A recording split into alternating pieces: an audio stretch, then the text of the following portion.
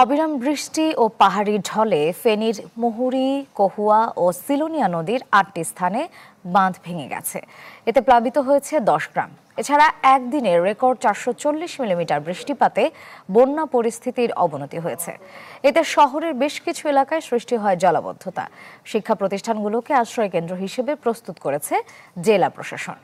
এদিকে টানা বৃষ্টিতে পটুয়াখালীতে তলিয়ে যায় বেশ কিছু ওয়ার্ডের নিচু এলাকা। বাড়িঘর, দোকানপাটে ঢুকে পড়ে পানি। এতে চরম দুর্ভোগে শহরবাসী। বন্ধ ড্রেন দ্রুত খুলে দেওয়ার কথা জানিয়েছেন জেলা প্রশাসক। পানিবন্দী হয়ে পড়েন নোয়াখালী পৌর শহরবাসী। ধসে গেছে শরীয়তপুরের জাজিরায় পদ্মা সেতুর কনস্ট্রাকশন ইয়ার্ড রক্ষা বাঁধের ২০০ মিটার এলাকা। ভাঙন আতঙ্কে ৩টি গ্রামের মানুষ। আবহাওয়া অফিস বলছে, আগামী ৫ দিন হালকা থেকে মাঝারি বৃষ্টি অব্যাহত থাকতে পারে।